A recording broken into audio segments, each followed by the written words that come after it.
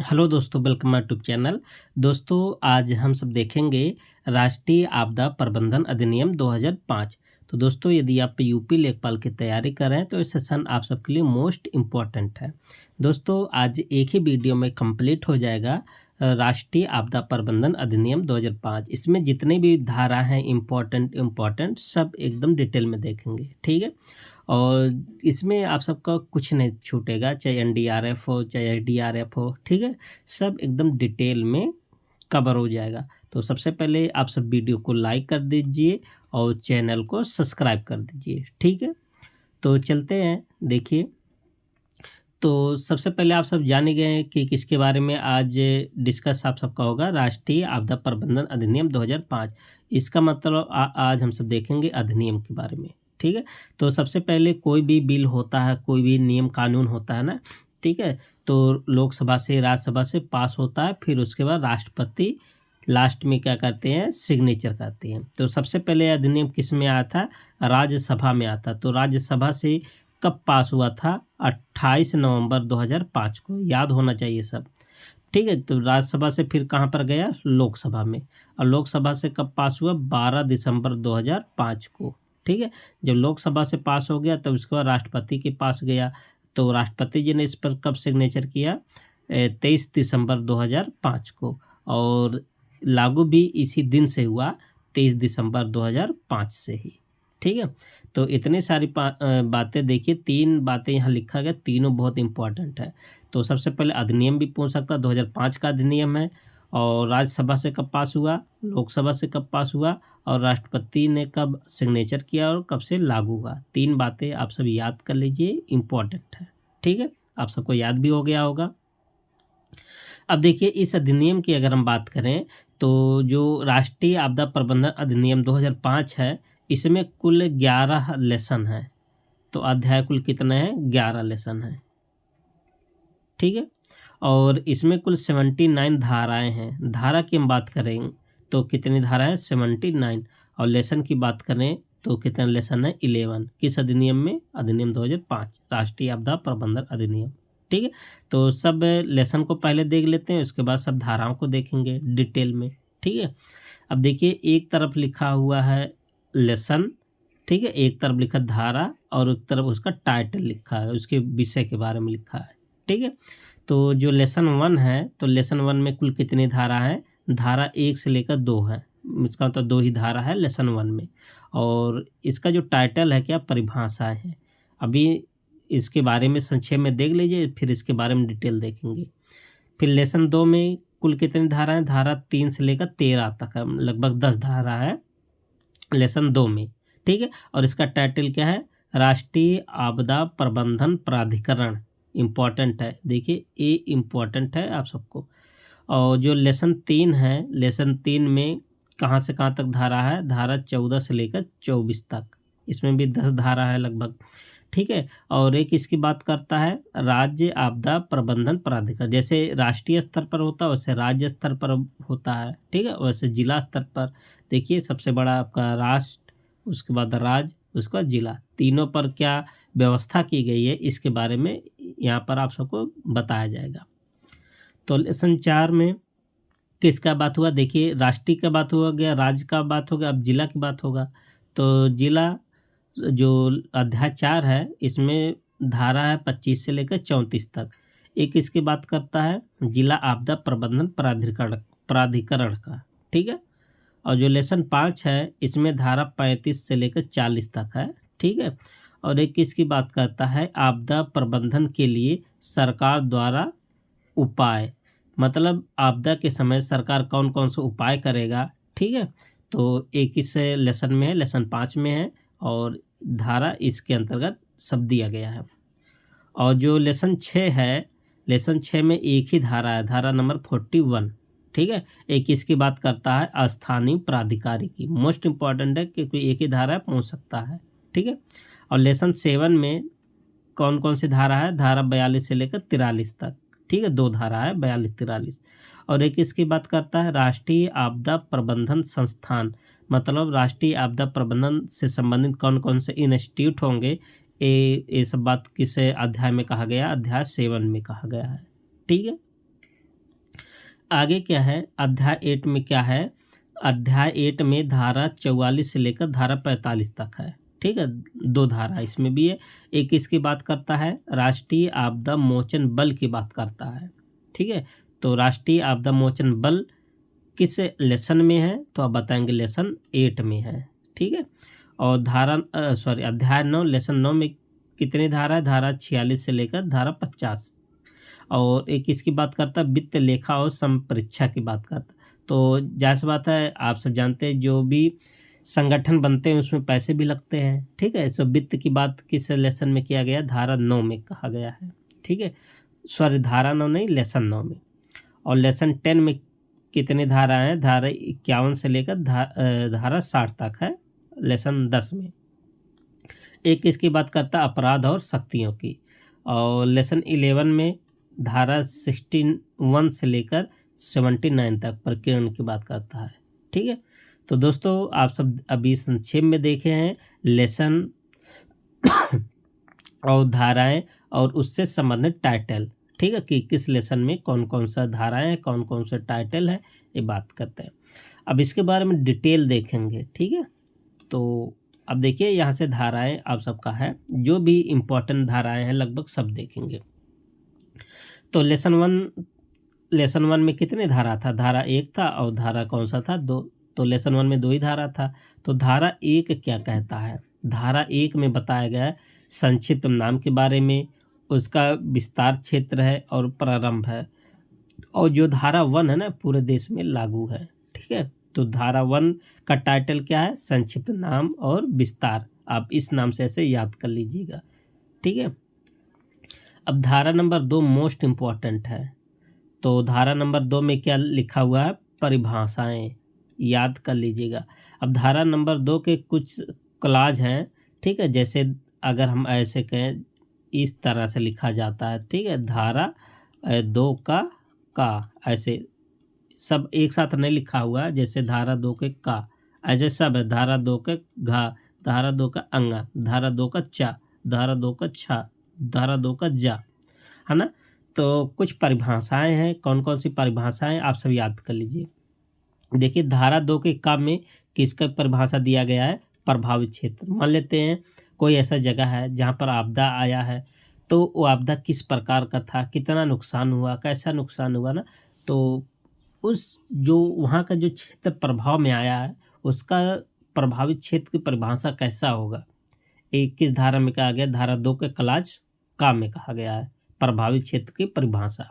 ठीक है, और धारा 2 के घा में आपदा की परिभाषा लिखा हुआ है। ठीक है, ये भी याद होना चाहिए। धारा 2 के घा में आपदा की परिभाषा, और धारा 2 का अंगा में किसकी परिभाषा है, आपदा प्रबंधन की परिभाषा है कि आपदा का प्रबंध किस प्रकार से किया जाएगा। और धारा 2 के चा में जिला प्राधिकरण की परिभाषा है, और धारा 2 का छा में जिला योजना की परिभाषा है, और धारा 2 के जा में स्थानीय प्राधिकारी की परिभाषा है, और धारा 2 का झा में समन की परिभाषा है। ठीक है, इम्पोर्टेंट है। और धारा 2 के इया में राष्ट्रीय प्राधिकरण की परिभाषा है, और धारा 2 का ता में संसाधन की परिभाषा है, और धारा 2 का धा में राज्य प्राधिकरण की परिभाषा है। देखिए यहाँ राष्ट्रीय प्राधिकरण है और यहाँ राज्य प्राधिकरण है, ये धा में है, ये इया में है। और धारा 2 का ना में राज्य योजना की परिभाषा है। तो जितने भी इम्पोर्टेंट योजनाएं थी, जितने भी इम्पोर्टेंट धाराएं थी, सबका क्लॉज यहाँ पर दे दिया गया है। आप सब इसको 2-3 बार पढ़ेंगे, याद हो जाएगा। ठीक है, अब देखिए इसके बाद लेसन 1 तो कंप्लीट होता है, लेसन 2 आता है ना। तो आप सबको बताते हैं लेसन 2 में कहाँ से कहाँ तक धारा है, धारा 3 से लेकर धारा 13 तक है, एक लेसन 2 में बात है। ठीक है, अब लेसन 2 स्टार्ट होता है। ठीक है, अब देखिए लेसन 2 में धारा एक पड़ता धारा 3, और धारा 3 के 2 क्लॉज है।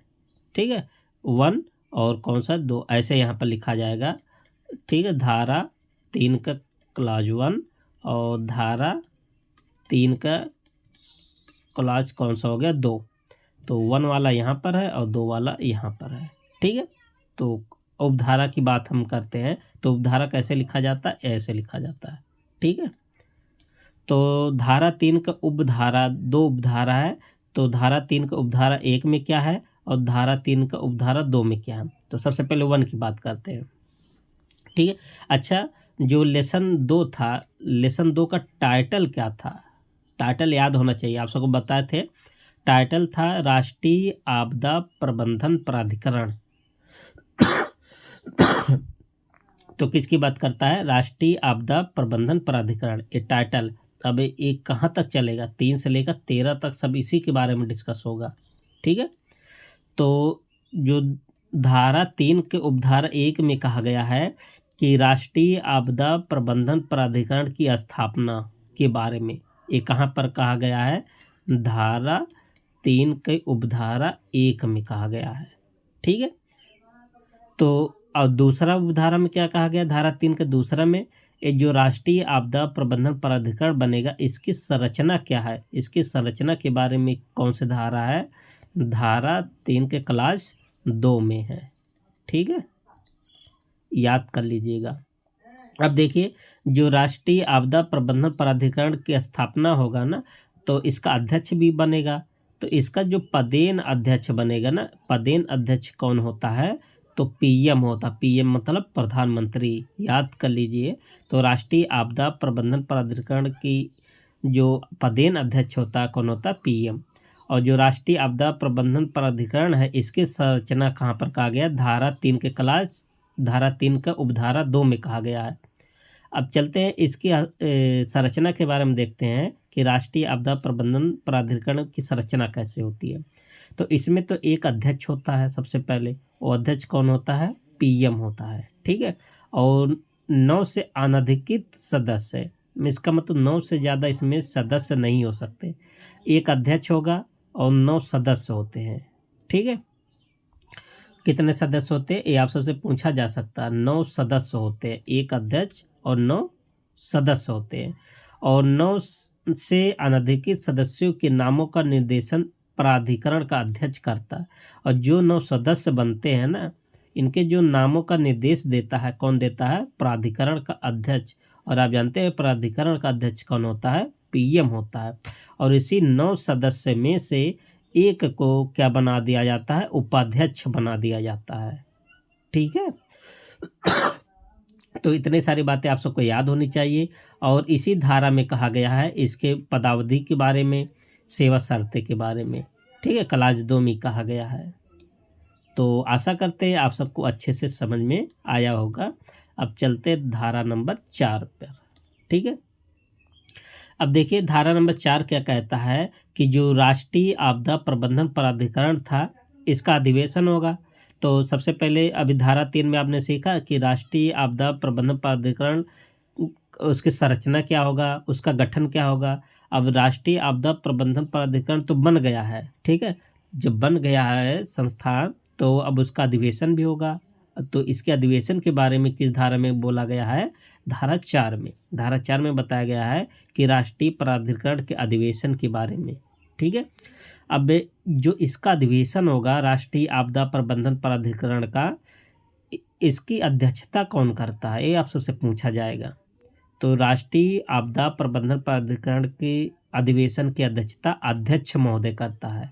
तो आप जानते हैं इसके अध्यक्ष कौन होते हैं? अभी आपको पीछे बताए थे, पीएम होता है। अध्यक्षता अध्यक्ष महोदय करते हैं। और अध्यक्ष कौन होते हैं? प्रधानमंत्री होते हैं। ठीक है, और मान लेते हैं अगर अध्यक्ष महोदय प्रेजेंट ना हो, अनुपस्थित हो, तब इसकी अध्यक्षता कौन करेंगे? उपाध्यक्ष करते हैं। ठीक है, प्रधानमंत्री की अनुपस्थिति में उपाध्यक्ष करते हैं अध्यक्षता। ठीक है, और जो अधिवेशन होगा, इस अधिवेशन कहाँ होगा, किस टाइम होगा, ठीक है, इन सब का निर्धारण कौन करता है? अध्यक्ष करता है। ये सब सारी बातें आप सबको याद होनी चाहिए। अधिवेशन कब होगा, उसका स्थान कहाँ होगा, उसका समय क्या होगा, इन सब का निर्धारण कौन करता है? अध्यक्ष करता है। और अध्यक्ष कौन होता है? पीएम होता है। ठीक है, तो राष्ट्रीय आपदा प्रबंधन प्राधिकरण के अधिवेशन के बारे में जानकारी कहाँ मिलती है? धारा 4 में। आगे है नेक्स्ट धारा है धारा नंबर 5। इसका टाइटल क्या है कि जो प्राधिकरण में अधिकारी व कर्मचारी की नियुक्ति। प्राधिकरण का मतलब आप सब प्राधिकरण का मतलब समझेंगे, राष्ट्रीय आपदा प्रबंधन प्राधिकरण। अब जो राष्ट्रीय आपदा प्रबंधन प्राधिकरण है, इसमें अधिकारी और कर्मचारी की नियुक्ति कौन करेगा, इस सब के बारे में कहाँ पर दिया गया है, धारा नंबर 5 में दिया गया है। तो धारा नंबर 5 में बताया गया है, ठीक है, कि जो प्राधिकरण होगा इसमें जो आवश्यक कर्मचारी की नियुक्ति की जिम्मेदारी किसको दी गई है, केंद्र सरकार को दी गई है। अच्छा दोस्तों, आप सबको बता दें कि इसी सेशन में हम 2024 में, ठीक है, 2024 में इस अधिनियम में संशोधन हुआ है, उस संशोधन को भी यहाँ पर देखेंगे, ठीक है। बशर्ते आप सब अभी देखिए अधिनियम 2005 का जिसका संशोधन है, लास्ट में देखेंगे कि इसमें क्या क्या संशोधन किया गया है, ठीक है, उसको भी डिस्कस करेंगे, क्योंकि 2024 में बदलाव हुआ तो उसके क्वेश्चन पूछा जा सकता है। तो धारा 5 आप सबको समझ में आया कि जो प्राधिकरण है उसमें अधिकारी कर्मचारी भी रहेंगे, तो अधिकारी और कर्मचारी की नियुक्ति किसके निर्देशन में होगा, केंद्र सरकार के, ठीक है। अगला धारा है धारा नंबर 6। धारा नंबर 6 में बताया गया है कि जो राष्ट्रीय आपदा प्रबंधन प्राधिकरण होगा उसकी शक्तियाँ क्या होगी, उसके कार्य क्या होगा। तो शक्तियाँ और कार्य के बारे में किस धारा में कहा गया है, धारा नंबर 6 में कहा गया है। तो टाइटल के साथ धारा याद कर लीजिए, पूछा जा सकता है। अब देखिए नेक्स्ट धारा नंबर 7। तो धारा नंबर 7 में क्या कहा गया है कि एक सलाहकार समिति का गठन होगा। जैसे बात है, ये जो प्राधिकरण है इसको सलाह देने के लिए, अब जैसे बात है अकेले तो अधिकारी कर्मचारी तो रहेंगे नहीं, इसमें सलाहकार विद्वान भी रहेंगे, ठीक है, बड़े बड़े विद्वान लोग रहते हैं सलाह देने के लिए। तो जो सलाहकारी समिति का गठन कौन करेगा, राष्ट्रीय प्राधिकरण करेगा। राष्ट्रीय प्राधिकरण का मतलब राष्ट्रीय आपदा प्रबंधन प्राधिकरण करेगा एक सलाहकार समिति। और किस धारा में बात कहा गया है, धारा नंबर 7 में कहा गया है, ठीक है। आप सबको समझ में आया होगा कि सलाहकार समिति का गठन कौन करता है, राष्ट्रीय आपदा प्रबंधन प्राधिकरण करता है, और किस धारा के अंतर्गत, धारा नंबर 7 के अंतर्गत।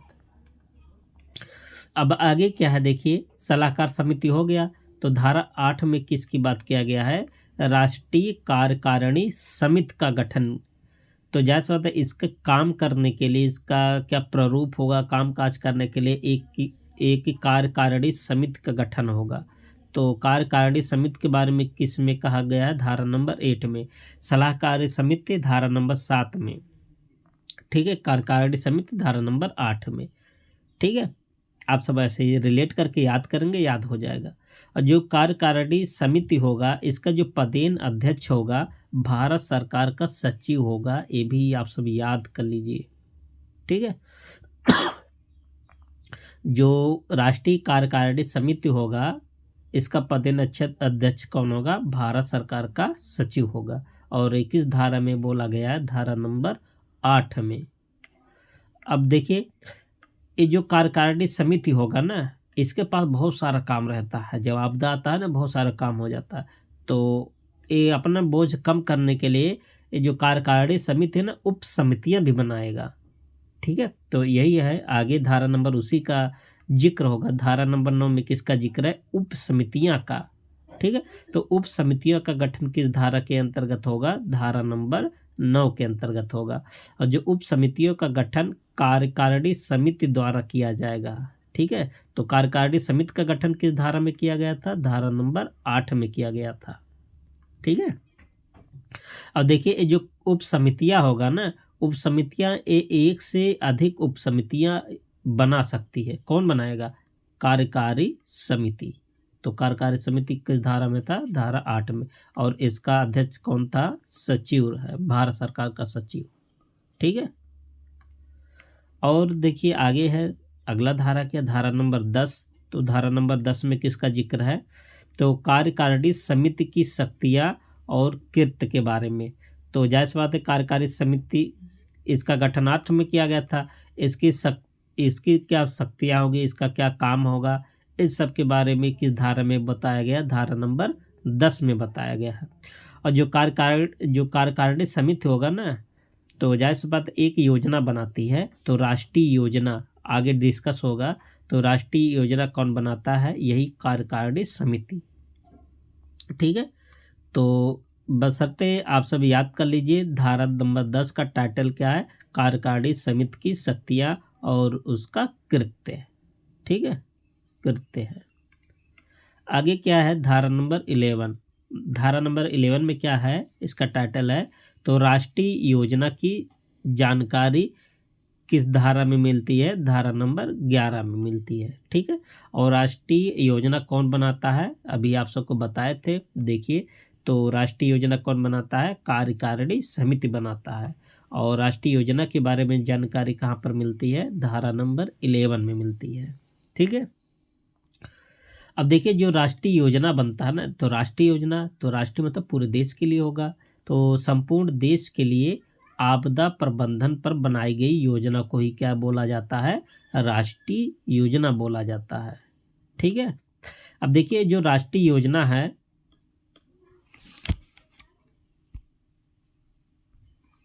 ये जो राष्ट्रीय योजना है ना, इसका पुनर्वलोकन कब होगा? ठीक है, इसका अद्यतन कब होगा? ये सब धारा किस धारा में बताया गया? धारा 11 की उप धारा 4 में, धारा 11 का क्लॉज 4 में बताया गया है कि पुनर्वलोकन कब होगा? वार्षिक रूप से, मतलब एक साल में इसका क्या होगा? राष्ट्रीय योजना का पुनर्वलोकन होगा। और इसका अद्यतन कब होगा? इसका नवीनीकरण कब होगा? ये भी वार्षिक होगा, मतलब दोनों वार्षिक होता है। लेकिन पुनर्वलोकन और अद्यतन एक इस धारा में बताया गया, धारा 11 के क्लास 4 में बताया गया है, ठीक है। दोनों वार्षिक होता है, वार्षिक होगा चाहे पुनर्वलोकन और चाहे अद्यतन, ठीक है। ये भी इम्पोर्टेंट है, पूछा जा सकता है। इसमें भी संशोधन किया गया है 2024 में, वो आगे देखेंगे।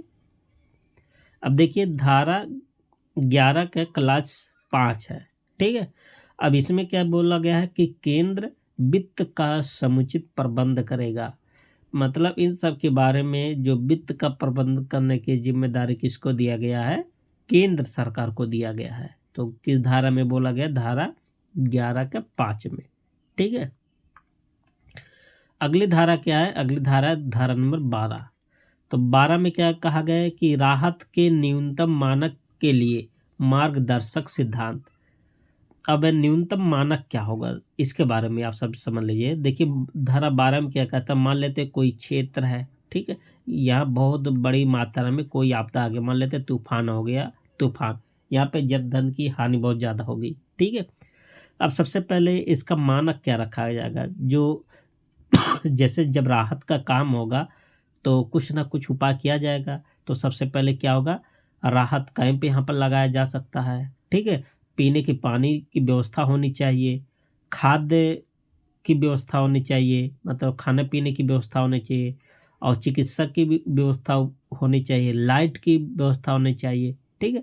ये सब जो न्यूनतम मानक है, ये तो होना ही चाहिए। ऐसा नहीं है कि यहाँ लोग यहाँ पर आए कर्मचारी और लोग NDRF SDRF वाले हैं, बचाव कर रहे हैं, और बचाते बचाते पता चला उनको पीने के पानी नहीं है, तो आधे लोग ऐसे पानी भी नहीं मर रहे हैं, ठीक है। तो यही बात है कि ये सब जब राहत काम के लिए न्यूनतम मानक तो होना चाहिए कि जहां आप बचाव काम कर रहे हैं वहाँ सब व्यवस्था होना चाहिए। तो न्यूनतम मानक के लिए मार्गदर्शक सिद्धांत किस धारा में है? धारा नंबर 12 में है, ठीक है। आगे क्या है? धारा नंबर 13 में। तो धारा नंबर 13 का टाइटल आप सबको याद होना चाहिए, ऋण प्रतिदाय में सहायता। अब इसके बारे में आप सबको बता दें, जैसे मान लेते हैं यहाँ पर मान लेते हैं बहुत तेज तूफान आते इस क्षेत्र में, ठीक है। अब मान लेते कोई व्यक्ति है तो जिसका घर एकदम गिर उड़ गया है, ठीक है, और इसको अगर ऋण की ज़रूरत पड़ती है, अगर इसको लोन चाहिए, तो सरकार इसको लोन भी मतलब व्यवस्था करवाती है कि मतलब इसको लोन दिया जाए, ये फिर से अपना जो क्षतिग्रस्त हुआ है उसका पुनः इसका निर्माण काम धाम कर सके। इसका जो खेती बाड़ी में नुकसान हुआ है इसको लोन दिया जाएगा, जिससे अपना कृषि का काम सुधार सके, ठीक है। तो ये सब बात किस में कहा गया है? धारा नंबर 13 में ऋण से संबंधित इसमें बात किया गया है, ठीक है। अलग अलग क्षेत्र में आप लोन ले सकते हैं इसमें। आगे क्या है? धारा नंबर 14। अब देखिए धारा नंबर 14 21 लेसन में आ जाता है। अब ये लेसन में आ जाता है, लेसन यहाँ से कौन सा शुरू होता है, 3। ठीक है, अब लेसन 3 में बताते कौन सा कहाँ से कहाँ तक धारा था, धारा नंबर 14 से 24 तक था। ठीक है एक मिनट। ठीक है, तो देखते हैं धारा नंबर 14 में क्या बोला गया है। अब लेसन 3 यहाँ से स्टार्ट होता है। तो धारा नंबर 14 में बताया गया है कि राज्य आपदा प्रबंधन प्राधिकरण, इससे पहले आप सब राष्ट्रीय देख रहे थे, राष्ट्र स्तर पर, और राष्ट्र स्तर से किस स्तर पर आएंगे, राज्य। तो राज्य से फिर कहाँ पर आएंगे, जिला पर आएंगे।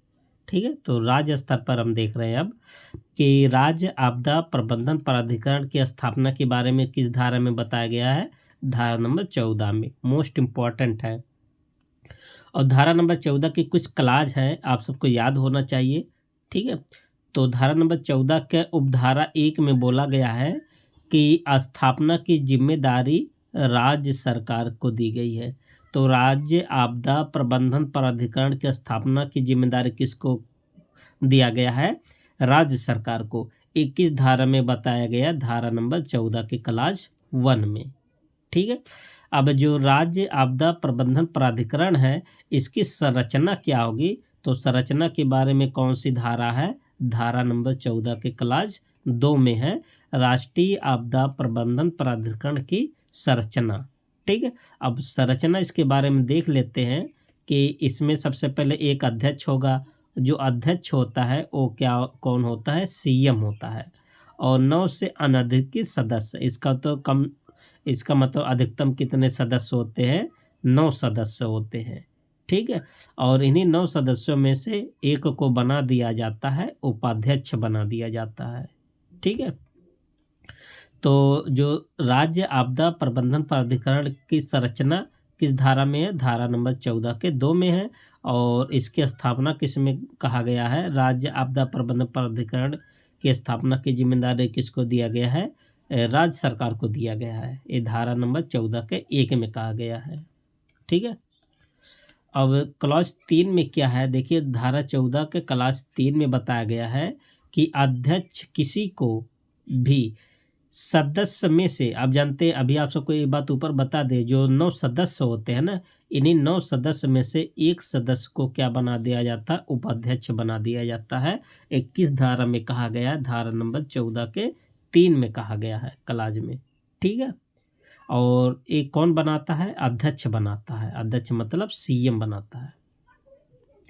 और अगला धारा क्या, धारा नंबर 14 के क्लॉज 4 में, इसमें क्या बात कहा गया है कि राज्य कार्यकारिणी समिति का अध्यक्ष राज्य प्राधिकरण का मुख्य कार्यकारी अधिकारी होगा।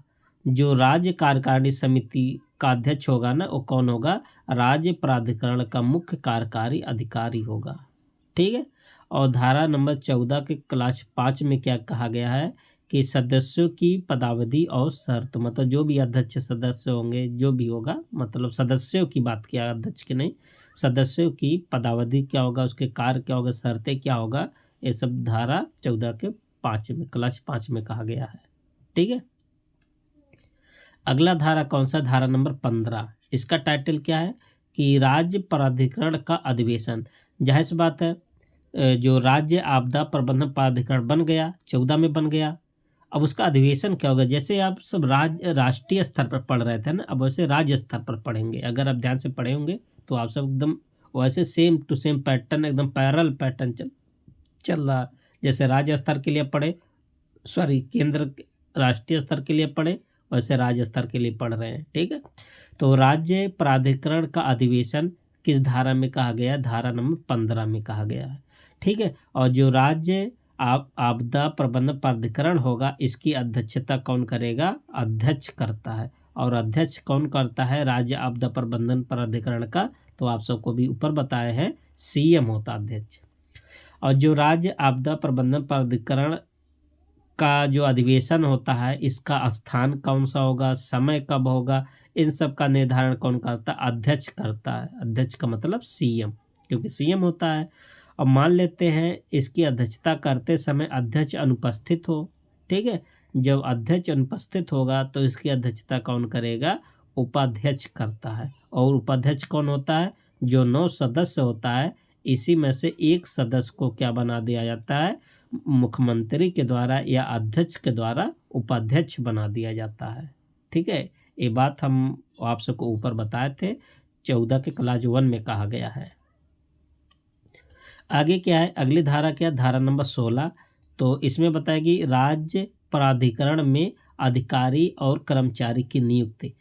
मान लेते हैं कि जो राज्य आपदा प्रबंधन प्राधिकरण बन गया, अब इसमें अधिकारी भी रहेंगे, कर्मचारी भी रहेंगे, है ना। इनकी नियुक्ति के बारे में किस धारा में कहा गया? धारा नंबर 16 में। आप सब टाइटल ऐसे याद कर लीजिए, राज्य प्राधिकरण में अधिकारी और कर्मचारी की नियुक्ति। ठीक है, अब देखिए अगला धारा क्या, धारा नंबर 17 है। तो इसमें एक सलाहकार समिति यहाँ भी बन रहा है। देखिए सलाहकार समिति का गठन, तो सलाहकार समिति का गठन किस धारा में है? धारा नंबर 17 में है। ठीक है, एक किसके बारे में सलाहकार समिति की बात किया है? राज्य आपदा प्रबंधन प्राधिकरण के बारे में, ऐसे केंद्र वाला भी था। ठीक है, तो सलाहकार समिति के गठन धारा 17 में है। और इस समिति का गठन कौन करेगा? तो आपको बता दे, राज्य प्राधिकरण करेगा। राज्य प्राधिकरण का मतलब राज्य आपदा प्रबंधन प्राधिकरण। अगर आप सबसे ऐसे पूछा जाए कि राज्य आपदा प्रबंधन प्राधिकरण सलाहकार समिति का गठन किस धारा के अंतर्गत करता है, तो आप बताएंगे धारा नंबर 17 में। ठीक है, अच्छा आप सबको ये भी बताए थे कि जो सलाहकार समिति होगा इसमें विद्वान भी होंगे, ऐसे केंद्र सरकार राष्ट्रीय वाले आप सबको बताए थे। इसके जो विशेषज्ञ होंगे सलाहकार समिति में, क्योंकि सलाहकार लेने के लिए बड़े बड़े विशेषज्ञ रहेंगे, इनको जो वेतन मिलेगा ना, वो कौन देगा? राज्य सरकार देगा। ठीक है, जो सलाहकार होंगे इनको वेतन कौन देगा? राज्य सरकार देगा।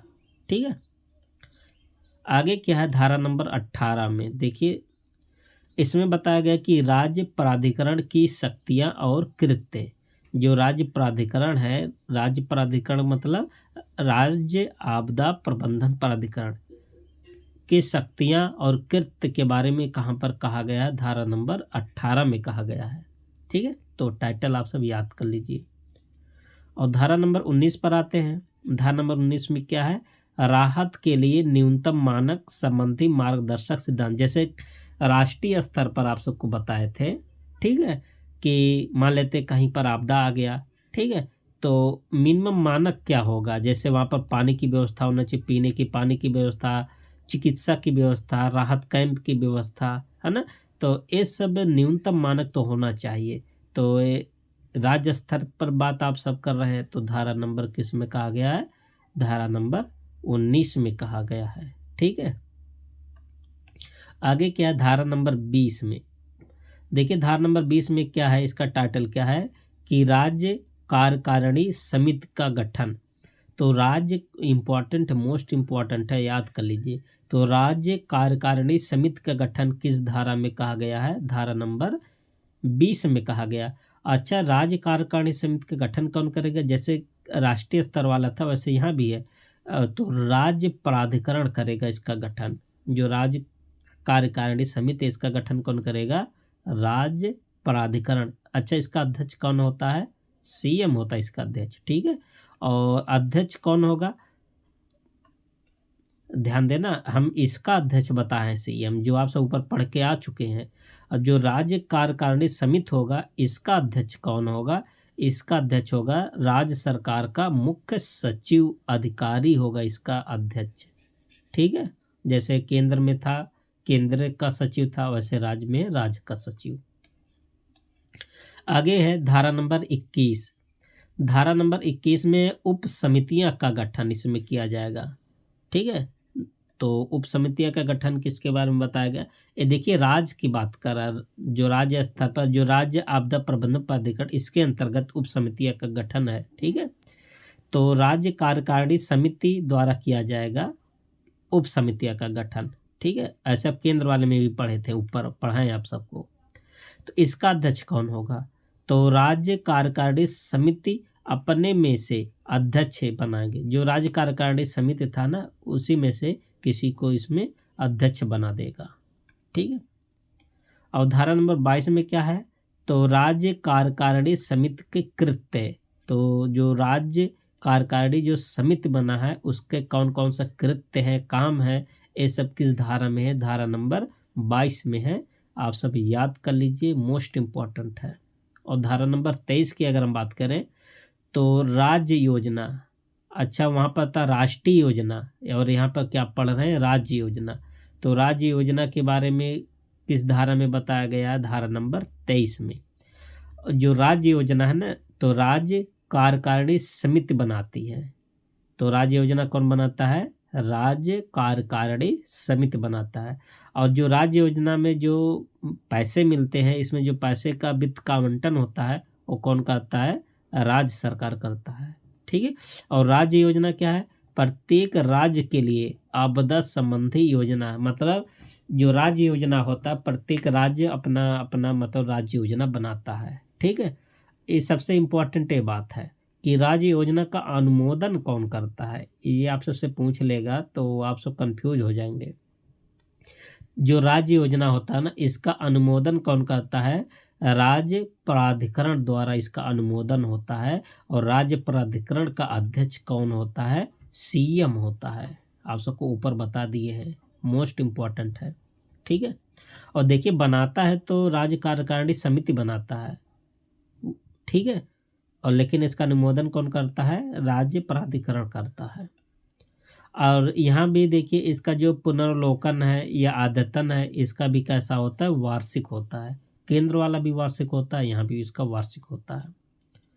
और धारा नंबर 24 में क्या बताया गया है कि राज्य कार्यकारिणी की शक्तियाँ और राज्य कार्यकारिणी समिति, ठीक है, और राज्य कार्यकारिणी समिति की शक्तियाँ और कृत्य के बारे में। अच्छा एक और आपसे ऊपर पढ़े थे समितियाँ और कृत्य। ठीक है। तो इसमें ऊपर जो पढ़े थे वहाँ और ये जो राज्य कार्यकारिणी समिति की शक्तियाँ और यहाँ अंतर क्या है? जो धारा नंबर 24 में जो राज्य की कार्यकारिणी समिति की शक्तियाँ और कृत्य है ना, ये आपदा की आशंका की दशा में पावर दिया गया है। ठीक है। जैसे मान लेते हैं कि कोई क्षेत्र है, यहाँ पर अब यहाँ पर बहुत तेज तूफान आने वाला, बहुत तेज बारिश होने वाला, भूकंप आने वाला है। ठीक है। तो देखिए आशंका आया नहीं है, आने वाला है, तो उससे पहले भी तो बहुत सारे मौके पर काम कर दिया जाता है। जैसे कभी कभी होता है कि समुद्र के किनारे बहुत बड़ी तूफान आने वाला, तो जो तटीय क्षेत्र होते हैं वो खाली करवा दिया जाता है, लोगों को मतलब सुरक्षित जगह पर भेज दिया जाता है। ठीक है। तो इसी को बोलते हैं आशंका की दशा में। तो ये पावर दिया गया है किसमें? किसको? राज्य कार्यकारिणी समिति को। ठीक है। किस धारा में? धारा नंबर 24 में। और जो ऊपर पढ़े थे जब वहाँ हो चुका होता है तब, जैसे मान लेते हैं ये क्षेत्र था, यहाँ पर भूकंप आ चुका था, यहाँ पर नुकसान हो चुका था, तब उसके दशा में था। और ये क्या है? आने से पहले ही, मतलब देखिए लिखा आशंका की दशा में। ठीक है। तो दोनों में अंतर होना चाहिए। धारा नंबर 24। अब देखिए धारा नंबर 25 आ गया। और धारा नंबर 25 किस लेसन से स्टार्ट अब होता है? आप सबका लेसन अभी स्टार्ट होता है लेसन 4। और लेसन 4 में है धारा नंबर 25 से लेकर है धारा नंबर 34 तक आप पढ़ेंगे। तो लेसन 4 का टाइटल क्या है? जिला आपदा प्रबंधन प्राधिकरण। सबसे पहले आप राष्ट्र के बारे में पढ़ते हैं, राष्ट्रीय आपदा प्रबंधन प्राधिकरण। उसके बाद पढ़े थे राज्य स्तर पर राज्य आपदा प्रबंधन प्राधिकरण। अब इसके बारे में पढ़ेंगे जिला, ये थोड़ा बड़ा बना दें। अब पढ़ेंगे जिला आपदा प्रबंधन प्राधिकरण। ठीक है। तीनों एकदम सिस्टम तीनों में पैरेलल ही चलता है। ठीक है। तो यहाँ अब लेसन 4 में पढ़ेंगे धारा 25 से लेकर धारा 34 तक। अब देखिए धारा नंबर 25 में क्या कहा गया है कि जिला आपदा प्रबंधन प्राधिकरण के गठन के बारे में कहा गया। मोस्ट इम्पॉर्टेंट है, पूछा जा सकता है कि जिला आपदा प्रबंधन प्राधिकरण का गठन किस धारा के अंतर्गत होता है? तो आप बताएंगे धारा नंबर 25। ठीक है। इसका क्लाज है, देखिए उपधारा धारा 25 का उपधारा 1 में गठन का बात किया गया है। ठीक है। तो गठन कौन करेगा? राज्य सरकार द्वारा अधिसूचना जारी करके इसका गठन किया जाएगा। ठीक है। और प्रत्येक जिले के लिए गठन होगा। तो जैसे यूपी में कुल कितने ज़िले हैं? 75 ज़िले हैं, तो हर ज़िले के लिए इसका गठन होगा। तो उपधारा नंबर 25 के 1 में कहा गया है। और उपधारा 25 का 2 में क्या कहा गया है कि जो जिला आपदा प्रबंधन प्राधिकरण होगा, इसकी संरचना क्या होगी? तो जिला आपदा प्रबंधन प्राधिकरण की संरचना धारा नंबर 25 के 2 में कहा गया है। तो इसमें जिला आपदा प्रबंधन प्राधिकरण की संरचना के बारे में बताया गया है। इसमें बताया गया एक अध्यक्ष होगा और 7 से अनधिकृत सदस्य होंगे। मोस्ट इम्पॉर्टेंट है। तो यहाँ पर 9 नहीं है, ध्यान देना, यहाँ पर 7 है। तो 1+7 का यहाँ सिस्टम चल रहा है। 1+7 टोटल कितने हो गए? 8। और इससे पहले आप क्या पढ़े थे? 1+9 पढ़े थे, ठीक है। तो वहाँ पर टोटल क्या था? 10।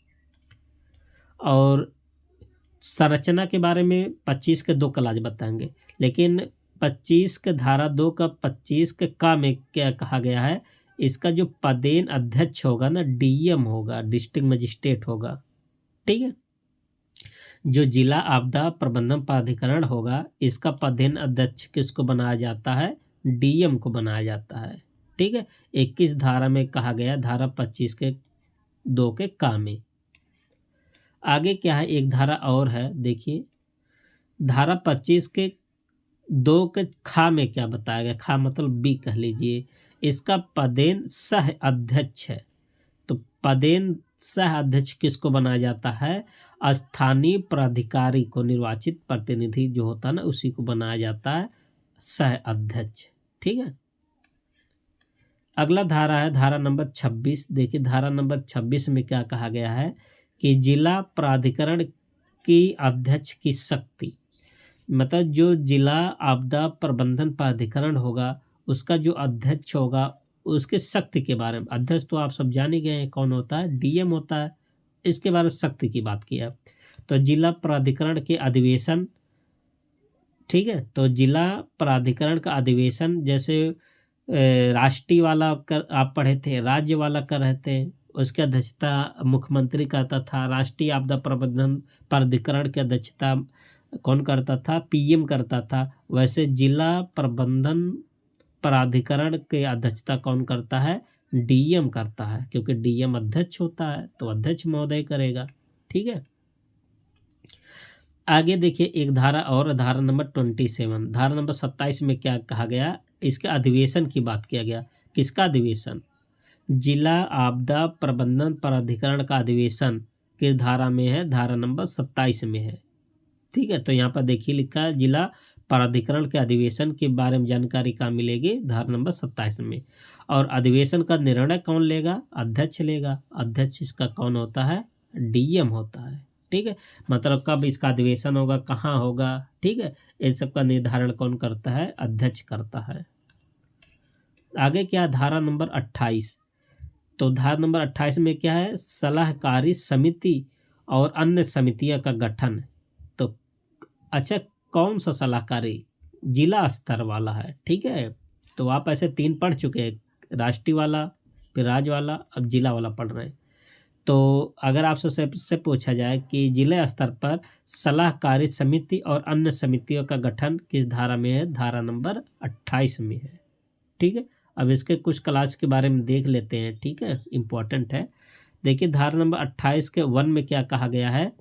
एक या एक से अधिक सलाहकारी समिति का गठन हो सकता है, ठीक है। और धारा नंबर 28 के 2 में क्या कहा गया है? सलाहकारी समिति का अध्यक्ष सदस्यों में से किसी को बना दिया जाता है। तो कितने सदस्य होते? 1+7। तो जो 7 सदस्य होते हैं ना, इसी में से किसी को एक अध्यक्ष बना दिया जाता है। धारा नंबर 28 के 3 में क्या कहा गया है कि विशेषज्ञ को जो वेतन कौन देगा? तो राज्य सरकार देगा। तो इसके बारे में भी विशेषज्ञ सलाहकारी समिति होगा। सलाहकारी समिति में बड़े बड़े विशेषज्ञ लोग होंगे। तो जो उस विशेषज्ञ को जो वेतन भत्ते मिलते हैं, वो कौन देगा? राज्य सरकार देगा, ठीक है। आगे क्या है? धारा नंबर 29 में जिला प्राधिकरण के प्राधिकारी व कर्मचारी की नियुक्ति। तो जिला प्राधिकरण के अधिकारी और कर्मचारी की नियुक्ति किस धारा में? धारा नंबर 29 में है। और इन जो अधिकारी होंगे, कर्मचारी होंगे, इनकी जो नियुक्ति होगा, आप कह सकते हैं अधिकारी कर्मचारी को देने की जिम्मेदारी किसकी है, राज्य सरकार है। ठीक है, तो राज्य सरकार उपलब्ध कराएगी अधिकारी और कर्मचारी को, धारा नंबर 29 में कहा गया है। आगे क्या है, धारा नंबर 30। धारा नंबर 30 में क्या है, शक्तियां और कृत्य, किसकी शक्तियां, जिला प्राधिकरण की। तो जिला प्राधिकरण की शक्तियां और कृत्य मोस्ट इंपॉर्टेंट है, एक पूछा जा सकता है, धारा नंबर 30 में है। ठीक है, आगे क्या है, धारा नंबर, इसके क्लास याद कर लीजिए, धारा 30 के 2 और सब क्लास कौन सा है, 1। तो जिला मोचन योजना सहित आपदा प्रबंधन योजना बनाना। तो जो अगर आप सबसे ऐसे पूछा जाए, जिला मोचन योजना सहित आपदा प्रबंधन योजना बनाने किस धारा में, धारा 30 के 2 के 1 में। ठीक है, एक और धारा है आगे, धारा नंबर 31। धारा नंबर 31 में क्या कहा है, जिला योजना। आप सब 3 योजना पढ़ चुके हैं, एक तो था राष्ट्रीय योजना, फिर राज्य योजना, अब कौन सा पढ़ रहे हैं, जिला योजना। ठीक है, तो जिला योजना के बारे में कहाँ पर कहा गया, धारा नंबर 31 में। और इसके कुछ उपधारा, धारा 31 के उपधारा 1 में क्या कहा गया है कि राज्य के प्रत्येक जिले के लिए आपदा प्रबंधन की योजना है। मतलब जो जिला योजना होता है ना, वो राज्य के प्रत्येक जिले के लिए होता है। ठीक है, ये आपदा संबंधी योजना होता है, 21 धारा में बोला गया है, 31 के 1 में। धारा नंबर 31 के 2 में क्या है कि जिला योजना को जिला प्राधिकरण द्वारा तैयार किया जाएगा। तो जिला योजना कौन बनाएगा, तो जिला योजना कौन बनाता है, जिला प्राधिकरण बनाता है। किस धारा में बताया गया, धारा नंबर 31 के 2 में, मोस्ट इम्पॉर्टेंट है। और इसका मानक क्या होगा, मानक, अच्छा, इसको जो बनाया जाएगा ना, जो जिला योजना बनता है, इसको राष्ट्रीय योजना और राज्य योजना दोनों को शामिल करके बनाया जाता है। ठीक है, इसका अनुमोदन कौन करता है, राज्य प्राधिकरण करता है। ध्यान देना, मोस्ट इम्पॉर्टेंट है। जो जिला योजना होता है ना, जिला योजना का जो बनता है, इसका अनुमोदन कौन करता है, राज्य प्राधिकरण द्वारा किया जाता है। और धारा 31 के 4 में क्या कहा गया है, वार्षिक रूप से इसको नवीन और पुनर्लोकन किया जाएगा। मतलब यहाँ भी क्या है, वार्षिक है, मतलब तीनों स्तर पर आप वार्षिक वार्षिक पढ़ रहे हैं, चाहे आप पुनर्लोकन की बात करें या अद्यतन की बात करें, तो इसका क्या किया जाएगा, वार्षिक रूप से किया जाएगा। धारा 31 के 4 में बताया गया है। आगे देखिए एक धारा और, धारा 31 का धारा कौन सा, 6 में, इसमें बताया गया जिला योजना की प्रति। अच्छा, इसके बारे में आप सब समझ लीजिए कि जिला योजना, देखिए ये डॉक्यूमेंट होगा जिला योजना की प्रति, इसका जो एक प्रति होगा ना, एक प्रति राज्य प्राधिकरण को भेजा जाएगा। ठीक है, फिर राज्य प्राधिकरण क्या करेगा, ये राज्य सरकार को भेजेगा। ठीक है, तो अगर आपसे ऐसे पूछा जाए कि कहाँ पर कहा गया है कि जिला योजना की एक प्रति राज्य प्राधिकरण को भेजेगा, तो आप बताएंगे धारा नंबर 31 का 6 में कहा गया है। ठीक है, अगली धारा कौन सा, धारा नंबर 32। धारा नंबर 32 में क्या कहा गया है कि योजना तैयार करना और उसका कार्यान्वयन करना। मतलब जिले स्तर पर जो योजना बनाया जाएगा उसका कार्यान्वयन किया जाएगा, और किस धारा में, धारा नंबर 32 में है। धारा नंबर 33 में क्या कहा गया है कि अध्यादेश, देखिए मोस्ट इंपॉर्टेंट है, अध्यादेश जारी करना। तो अध्यादेश कौन जारी करेगा, जिला प्राधिकरण जारी करेगा। ठीक है, और देखिए क्या होता है इसमें, तो सबसे पहले अध्यादेश कौन, अध्यादेश किस धारा में, धारा नंबर 33 में जिला प्राधिकरण द्वारा जारी किया जाता है। आपदा का शमन हो गया, निवारण हो गया, इन संबंधित अध्यादेश जारी होता है। ठीक है, मान लेते कोई आपदा आया, उसका शमन कैसे होगा, निवारण कैसे होगा, इन सब से संबंधित अध्यादेश जारी होता है। और अध्यादेश जारी कौन करता है, जिला प्राधिकरण। और जानते हैं इसका मुख्य, इसका मुखिया कौन होता है या अध्यक्ष कौन होता है, डीएम होता है। इसका मतलब डीएम जो है अध्यादेश जारी करता है धारा 33 के तहत। ठीक है, आगे क्या है, धारा नंबर 34। इसमें बताया गया जिला प्राधिकरण की शक्तियां और कृत्य के बारे में, कृत्य।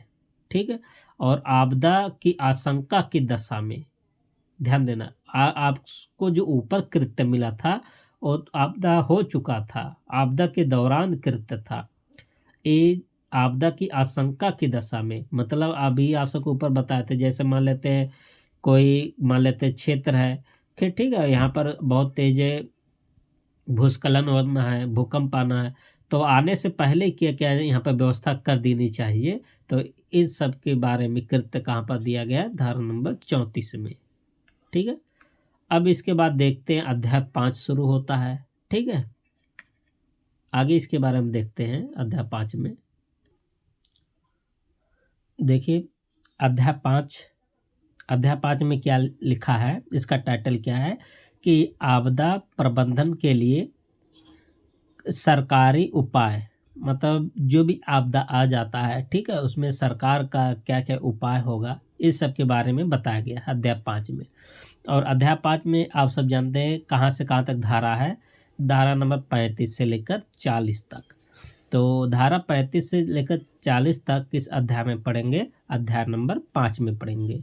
ठीक है, तो देखते हैं धारा नंबर 35 में क्या कहा गया है। धारा नंबर 35 में कहा गया है कि केंद्र सरकार द्वारा किए जाने वाले उपाय। तो सबसे पहले किसके द्वारा उपाय देखा जाएगा, केंद्र सरकार।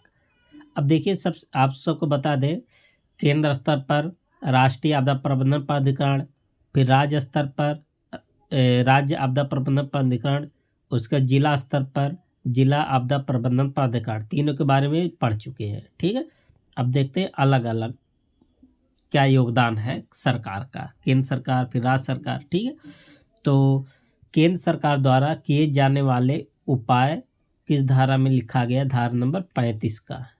ठीक है, अब इसके उपधारा देखते हैं। देखिए 35 धारा 35 के 2 के अंगा में क्या कहा, ऐसे आप लिखेंगे धारा 35 का 2 का अंगा में। ठीक है, यही वाला है, धारा 2 का 35 का अंगा में क्या कहा गया है कि राज्य सरकार द्वारा अनुरोध किए जाने पर सहायता देना। मतलब जैसे कभी कभी ये होता है ना कि राज्य में, जैसे केरल की बात छोड़ दीजिए, मान लेते हैं यूपी में ही आ गया कोई बहुत बड़ा जैसे बाढ़ आ गया, तो राज्य सरकार क्या करेगा, केंद्र सरकार से पैसे के लिए अनुरोध करेगा, है ना।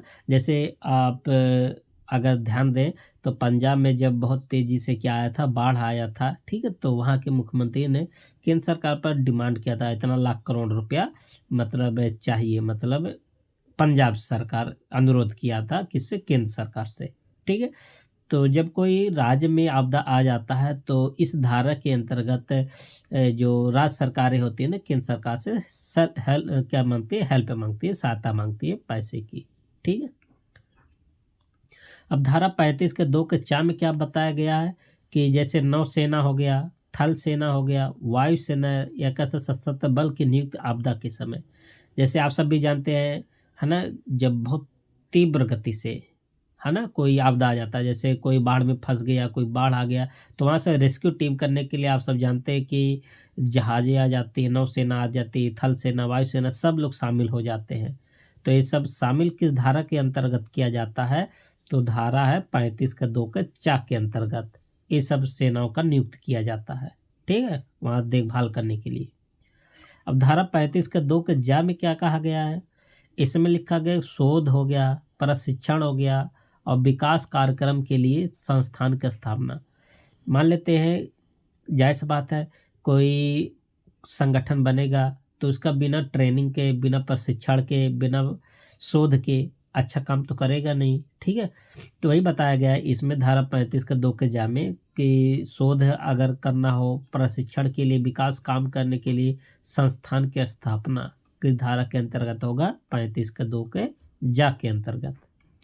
ठीक है, और धारा 35 का क्लॉज 3 में क्या कहा गया है कि केंद्र अन्य देशों को आपदा सहायता, मोस्ट इम्पॉर्टेंट है। मान लेते हैं कि नेपाल ही हो गया, नेपाल पे मान लेते हैं बहुत तीव्र गति से क्या आ गया, भूकंप आ गया बहुत तेज़ी से, तो आप सब जानते हैं कि सरकार द्वारा नेपाल को सहायता दिया जाता है ना, खाने पीने की सहायता, मेडिकल से संबंधित सहायता, वहाँ के बचाव से संबंधित सहायता, कभी कभी सेना भी भेज देती है। ठीक है, तो केवल नेपाल को नहीं, अन्य देशों की आप सब जानते होंगे, बहुत सारे देश है, जैसे तुर्की में भूकंप आया था तो वहाँ भी भारत सरकार ने भेजा था। ठीक है, तो ये सब किस धारा के अंतर्गत है?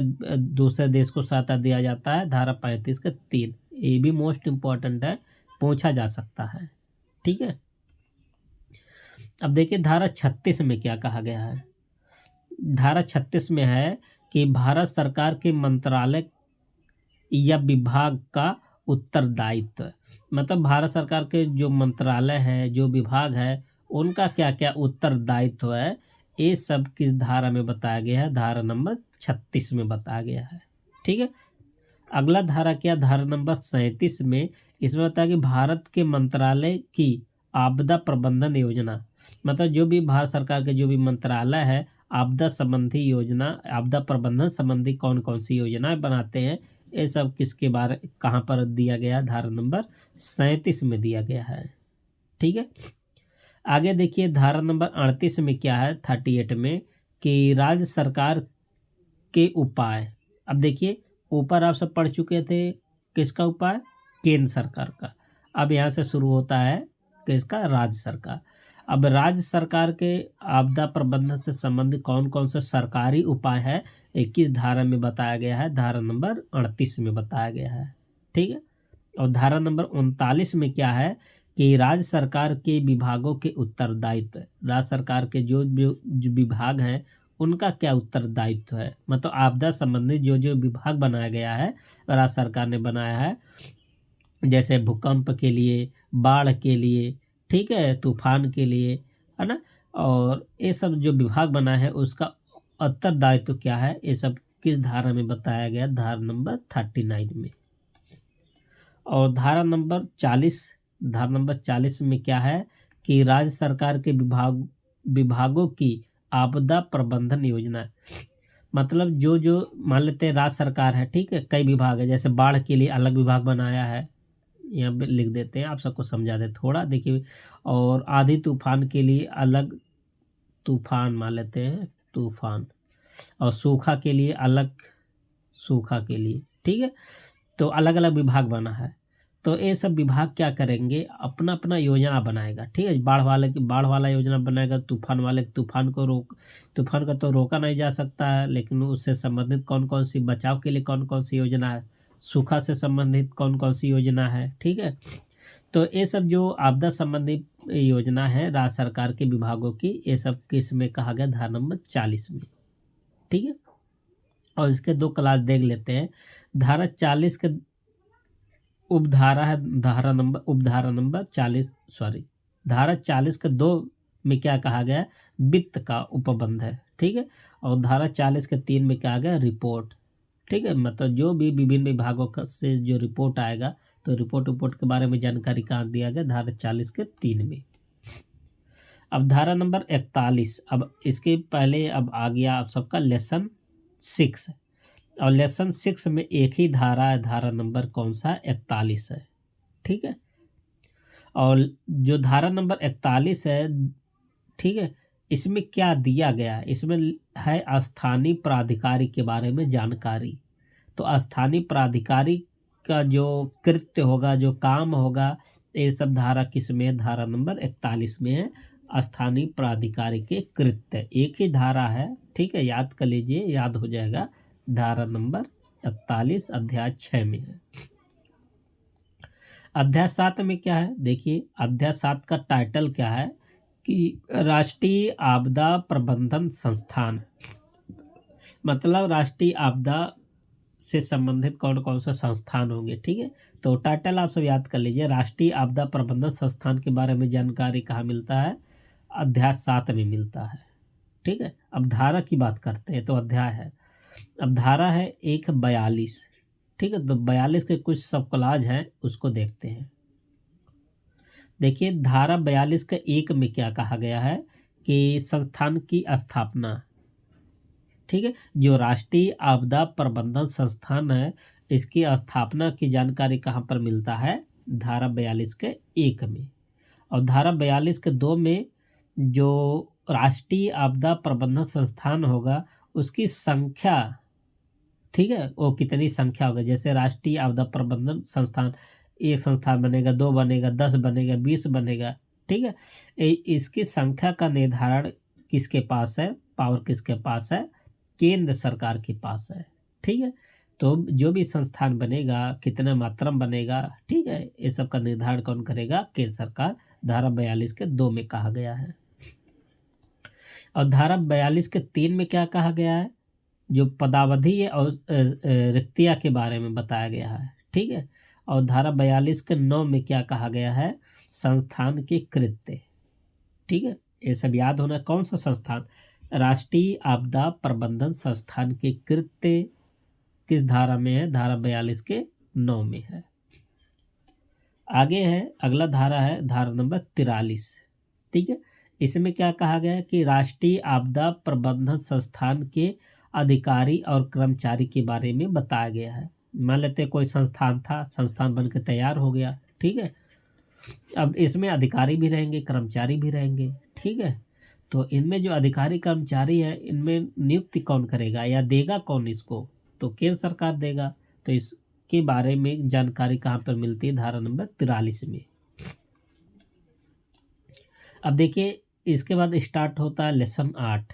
लेसन 8 में क्या है? इसका टाइटल क्या है? राष्ट्रीय आपदा मोचन बल। ठीक है, मोस्ट इम्पॉर्टेंट है, याद कर लीजिए, इस क्वेश्चन बनता है। अब धारा 44 का बारे में देखते हैं। धारा 44 के 1 में क्या कहा गया है कि राष्ट्रीय आपदा मोचन बल का गठन। ये याद कर लीजिए, पूछा जा सकता है। अगर इतना डीप में नहीं पूछेगा तो ये भी खाली 44 से पूछ लेगा कि किस धारा में है। धारा नंबर 44 का। अगर थोड़ा अंदर जाके पूछेगा तो सीधे याद कर लीजिएगा, 44 का 1 में कहा गया है राष्ट्रीय आपदा मोचन बल। और धारा नंबर 45 में क्या है? राष्ट्रीय आपदा मोचन बल का नियंत्रण और निर्देशन। तो इसका नियंत्रण और निर्देशन किस धारा में? धारा नंबर 45 में है। ये किसके अनुसार, किसके नियंत्रण में रहेगा? महानिदेशक। ठीक है, इसका मतलब है कमान संभालता है, तो महानिदेशक के अंदर ये काम करता है। अब देखिए, अगला अध्याय है अध्याय नंबर 9। अध्याय नंबर 9 का टाइटल क्या है? वित्त, लेखा और संपरीक्षा। ठीक है, ये टाइटल याद कर लीजिए। अब देखिए, धारा है धारा नंबर 46 का 1। इसमें क्या कहा गया है कि राष्ट्रीय आपदा मोचन निधि, मोस्ट इम्पॉर्टेंट है।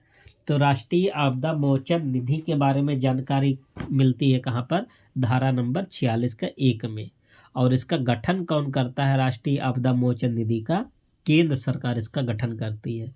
तो धारा याद कर लीजिए 46 का 1 में। अब धारा नंबर 1 है 47, और 47 के क्लास की बात करें 1। इसमें क्या कहा गया? धारा 47 के 1 में कि राष्ट्रीय आपदा समन निधि, ये समन है, समन निधि। तो समन निधि के बारे में जानकारी कहाँ मिलता है? धारा नंबर 47 का 1 में। और इसका भी गठन कौन करता है? केंद्र सरकार करता है। ठीक है, आगे है अगला धारा नंबर 47 के 2, 47 का 2 में। इसमें क्या है? राष्ट्रीय आपदा समन निधि को लागू राष्ट्रीय प्राधिकरण करेगा। तो ये भी आप सबसे पूछ लेगा कि जो राष्ट्रीय आपदा समन निधि को लागू कौन करेगा? तो आप बताएंगे राष्ट्रीय प्राधिकरण। किस धारा में कहा गया? 47 के 2 में कहा गया है।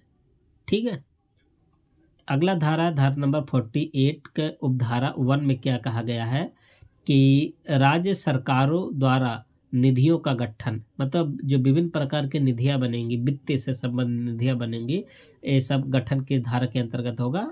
48 का 1 के अंतर्गत होगा। ठीक है, और राज्य सरकार राज्य आपदा मोचन निधि का गठन करेगी। तो राज्य सरकार राज्य आपदा मोचन निधि का गठन करेगा। ठीक है, और आगे क्या है? इसी प्रकार से जिला आपदा मोचन निधि बनेगा। ठीक है, और राज्य आपदा समन निधि बनेगा, और जिला आपदा समन निधि बनेगा। ठीक है, तो ये सब निधियां हैं। इन सब निधियों के बारे में कहाँ पर जिक्र हुआ? 48 के 1 में। धारा नंबर 49। अब देखिए, धारा नंबर 49 में क्या है? जो मंत्रालय है, जो विभाग है द्वारा निधियों का आवंटन। जाहिर सी बात है, विभिन्न जैसे विभाग जो बनता है, जो मंत्रालय, मान लेते हैं कोई निधि बना। ठीक है, और इस निधि में क्या मिलेगा? पैसा। और इस निधि से मंत्रालय में, विभागों में तो पैसा जाएगा, तभी तो फिर उसके नीचे स्तर पर आएगा, फिर उसके नीचे स्तर पर, ऐसे तो आता पैसा। तो निधियों, मंत्रालय हो गया, विभागीय होगा, इन सब निधियों का आवंटन कहाँ पर है? धारा नंबर 49 में है। और धारा नंबर 50 में क्या है कि आपात हो गया, है ना, और सॉरी, आयात और उपायन का लेखा जोखा, मतलब जो भी लेखा जोखा है, आप सब लेखा जोखा के नाम से याद कर लीजिए। टाइटल धारा नंबर कहाँ पर है? 50 में। अब इसके बाद शुरू होता अध्याय नंबर 10। तो अध्याय नंबर 10 में कहाँ से कहाँ तक धारा है? धारा नंबर 51 से लेकर धारा नंबर 60 तक इसमें देखेंगे। इसका टाइटल क्या? अपराध और शास्तियाँ, धारा नंबर 10 का है। अब देखिए, अपराध और शास्तियाँ धारा नंबर 10 का टाइटल है। अब धारा नंबर देखते हैं 51। एक धारा, कौन सा? धारा नंबर 51। इसमें बताया गया है कि बाधा डालने पर दंड दिया जाएगा। किस प्रकार का दंड? बाधा डालने पर। आप सबको बता दे, मान लेते हैं जैसे कोई, मान लेते हैं आपदा आ गया, ठीक है, यहाँ पर बचाव कर्मी लोग बचाव कर रहे हैं, और कोई ऐसा तेजू खान बन रहा है, ठीक है, और इसमें जो बचाव कर्मी लोग हैं, इसमें बाधा डाल रहा है एक व्यक्ति, तो इसको क्या मिलेगा? दंड मिलेगा, ठीक है। तो इस किसके बारे में कहाँ पर डिस्कस किया गया है? 51 में। अच्छा, ऐसे भी आप सब देखते होंगे, ठीक है। आप सबको एक थोड़ा सा सिंपल एग्जांपल दे दे। जैसे मान लेते हैं कोई रिपोर्टर रहता है, कोई पत्रकार महोदय है, ठीक है, आप सभी बहुत ज़्यादा है सुर्खियों में देखते होंगे, ठीक है। और एक क्या करते हैं? रिपोर्टिंग का काम करते हैं। जहाँ पर मान लेते हैं दंगा फसाद हो जाता है, रिपोर्टिंग का काम करते हैं, तो पुलिस वाले क्या करते हैं ना, इनको रोकते हैं, रिपोर्टर को, कि मतलब आप हमारे काम में बाधा ना डालिए, ठीक है। तो अगर पुलिस वाले को भी ऐसे होता है कि अगर रिपोर्टर के काम में बाधा डालता है, तो उल्टा रिपोर्टर के ऊपर भी केस कर देते हैं कि सरकारी काम में दखल अंदाज कर रहे हैं। तो ऐसे यहाँ भी होता है, ठीक है, आपदा वाले में। तो आपको समझ में आ गया होगा, बहुत सारे एग्जाम्पल ऐसे देखने को मिलते हैं कि रिपोर्टर को जाने से रोक देता है। अब देखिए, धारा नंबर 51 के काम में क्या कहा गया है कि अधिकृत काम में व्यवधान डालने पर दंड का प्रावधान किया है, ठीक है। और अगर दोष सिद्ध होता है तो दोष सिद्ध होने की स्थिति में 1 साल की सजा मिलेगा, ठीक है। कितने साल की सजा मिलेगा? 1 साल की सजा मिलेगा। और अगर जान माल की क्षति हो जाता है तो यही सजा कितने साल की हो जाती है? 2 साल की। आज सबको ऐसे समझाएं, ठीक है। देखिए, धारा नंबर 51 के काम में क्या कहा गया। मान लेते हैं यहाँ पर कोई आपदा आया और बचाव कर्मी लोग बचाव कर रहे हैं, ठीक है, बचाव कर रहे हैं, और मान लेते हैं एक तेजू खान है, ठीक है, तेजू खान है, ठीक है, तेजू खान बन गया, और ये क्या करता है? इन सबको मतलब बाधा डालता है कि नहीं, यहाँ एक काम नहीं करना है, यहाँ नहीं बचाना है, ऐसा मतलब दखल अंदाज करता है। और दखल अंदाज करता है, और इसकी वजह से अभी तक किसी भी व्यक्ति की मृत्यु जान नहीं गया है, ठीक है। तब इनके ऊपर 1 साल का इनको कारावास होगा। अब मान लेते हैं इस व्यक्ति के कारण किसी व्यक्ति का ना बचा पाया, ठीक है, और उस व्यक्ति की मृत्यु हो गई, जान चली गई, ठीक है। अब इसके ऊपर कौन सा प्रावधान हो गया? अब इनको 2 साल का सजा मिलेगा, ठीक है। तो जब जान माल की हानि हो जाता है, तब इसी व्यक्ति के ऊपर 2 साल की सजा। अगर मान लेते हैं खाली वैसे मतलब बहसबाजी करता है, तो कितने साल की सजा मिलेगा? 1 साल की सजा मिलेगा, ठीक है। किस धारा में कहा गया? धारा नंबर 51 के काम में था। और धारा नंबर 51 के खा में क्या कहा गया है? इसमें लिखा है मिथ्या दावों के लिए दंड, है ना। कितने साल के लिए दंड मिलेगा? 2 वर्ष की सजा या जुर्माना। मिथ्या दावा का मतलब जैसे कोई झूठ, है ना, झूठ बोलकर कोई मतलब भ्रम करता है, भ्रम फैलाता है, ठीक है। तो उस कंडीशन में कितने साल की सजा का प्रावधान किया गया है? 2 वर्ष की सजा का प्रावधान किया है। इसलिए आपदा के समय ठीक है, तो कोई वहाँ पर झूठ नहीं बोलना चाहिए, किसी को मतलब अधिकारी प्राधिकारी को मतलब गुमराह नहीं करना चाहिए, नहीं तो कितने साल का सजा दे देगा? 2 साल की सजा। आगे क्या है, धारा नंबर 53।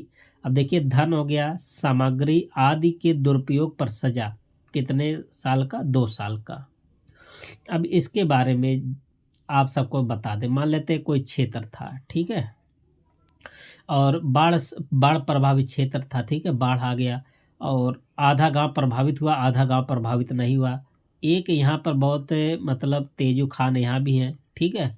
अब ये क्या करते हैं, इनका घर था दूर और इनका घर प्रभावित नहीं हुआ बाढ़ से, बाढ़ की चपेट में नहीं आया, लेकिन इन्होंने चालाकी लेकर सरकार से क्या कर लिया, मुआवजा ले लिया, धन संबंधी सामग्री ले लिया, ठीक है। तो इस कंडीशन में अगर इनको दोषी पाया गया कि इनका घर मतलब एक बाढ़ की चपेट में नहीं आए थे और फिर भी इन्होंने सरकार से हेल्प सहायता लिया, तो इस कंडीशन में भी इनको कितने साल का सज़ा मिल जाएगा, 2 साल की सज़ा मिल जाएगा, ठीक है। तो इसीलिए जब भी कोई आपदा आए तो आपदा का सही फ़ायदा उठाना चाहिए, गलत फ़ायदा नहीं, ठीक है। जिसको नुकसान हुआ उसको मतलब जो सरकार से है हेल्प लेनी चाहिए। ऐसा नहीं जो एकदम सुरक्षित बचा है वो भी चले बहती गंगा में हाथ धो ले, तो ऐसी बात नहीं करनी चाहिए, ठीक है। अब देखिए, धारा नंबर 54 में क्या है कि मिथ्या चेतावनी पर दंड है। मिथ्या चेतावनी का मतलब होता है जैसे झूठ है, झूठ बोलना पर, किसी को गुमराह करने पर। यहाँ क्या है देखिए, जैसे आपदा संबंधी झूठी जानकारी देने पर 1 साल की क्या होगा, सजा होगा, ठीक है। तो आपदा के समय कोई भी आप सब किसी भी प्रकार का भ्रम जानकारी नहीं फैलाएंगे, तो नहीं तो कितने साल की सजा हो जाएगी, 1 साल की सजा। आगे क्या है, धारा नंबर 55 में क्या कहा गया है कि सरकारी विभाग द्वारा अपराध होने पर विभागाध्यक्ष अपराधी मान लेते हैं, जैसे एक थोड़ा सा एग्जाम्पल ले लें, बट एग्जाम्पल इससे रिलेट नहीं करना है, ठीक है। चलो ठीक है, मान लेते हैं कि कोई सरकारी विभाग है, जैसे सरकारी विभाग बना गया, एक उसमें होते हैं मुखिया होते हैं, जैसे पूरे डीएम जो होता है पूरे ज़िले का मुखिया होता है, इसके अंदर बहुत सारे अधिकारी कर्मचारी काम करते हैं, ठीक है। मान लेते हैं कोई इसके अंतर्गत कोई सरकारी विभाग है और वो अपराध कर देता है, ठीक है, तब दंड किसको मिलेगा, उसका जो मेन मुखिया रहेगा, उसका जो अध्यक्ष बनाया रहेगा उस बटालियन का, उसको अपराध के हिसाब से क्या मिलेगा, दंड मिलेगा, ठीक है, विभागाध्यक्ष को। धारा नंबर 56 में क्या कहा गया है, अधिकारी द्वारा कर्तव्य का पालन न करना या मौन रहना की स्थिति में 1 साल की सजा। इसके बारे में आप सबको बताते हैं। मान लेते हैं, अच्छा जैसे आप सबको बता दें कि कोई अधिकारी है, मान लेते हैं यहाँ पर बहुत बड़ी घटना घट गई, ठीक है, यहाँ पर घटना घट गई और ये अधिकारी जो है अपने कर्तव्य का पालन नहीं किया, यहाँ पर ना तो गया, ना तो यहाँ का लोगों के बारे में समझा, है ना तो इसके बारे में कोई रिप्लाई दिया। मौन का मतलब यहाँ की कोई मतलब जानकारी ना तो सरकार को दिया, ना तो यहाँ के लोगों को सहायता किया। तो इस कंडीशन में अगर कोई अधिकारी कर्मचारी करता है तो उसको कितने साल की सज़ा मिलेगा, 1 साल की सज़ा मिलेगा, ठीक है। इसीलिए अगर कहीं पर भी आप देखते होंगे कोई घटना हो जाता है तो वहाँ पर तुरंत सरकारी कर्मचारी लोग दौड़ के जाते हैं उसका मतलब मुआयना करने के लिए, कौन सी घटना घटा, क्या घटा, ठीक है।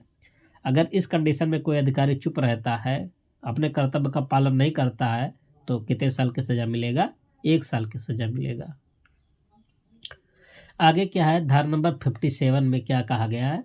अब देखिए, जो धारा नंबर 57 है ना, और धारा नंबर 65 के तहत दिए गए आदेश के उल्लंघन करने पर 1 साल की सज़ा। अभी धारा नंबर 65 आप सबको आगे पढ़ाएंगे। तो धारा नंबर 65 में जो जो आदेश दिया गया है, अगर उस आदेश का उल्लंघन हुआ तो कितने साल की सज़ा मिलेगा, 1 साल की सज़ा मिलेगा, ठीक है। आगे क्या है, धारा नंबर 58।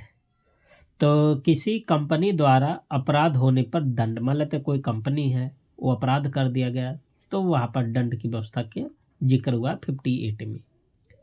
धारा नंबर 59 में अभियोजन के पूर्व की मंजूरी, ठीक है, इतना ज़्यादा इम्पोर्टेंट नहीं है, इसको छोड़ो। धारा 60 में क्या है, अपराधों का संज्ञान न्यायालय द्वारा। तो अपराधों का संज्ञान किसके द्वारा लिया जाएगा, न्यायालय के द्वारा। इसमें न्यायालय शामिल है। और लास्ट आप सबका लेसन है 11, और इसमें कितने धारा है, 61 से लेकर 79 तक। ठीक है, आगे देखिए धारा है आप सबका, धारा है 61 61। इसमें लिखा है विभेद का प्रतिषेध।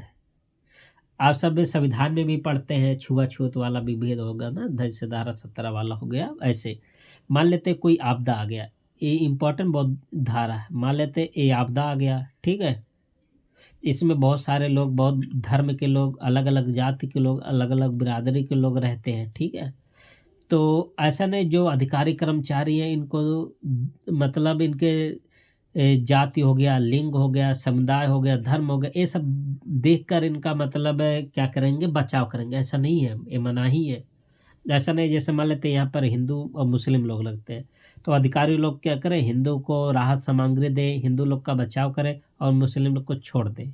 ऐसा नहीं है, ठीक है। या उनके धर्म के आधार पर, या उसके लिंग के आधार पर, लिंग के आधार पर मतलब मान लेते हैं यहाँ पुरुष लोग हैं, यहाँ पर महिलाएं भी हैं, तो पुरुषों का बचाव करें, महिलाओं को छोड़ दें, ऐसा भी नहीं कर सकते हैं।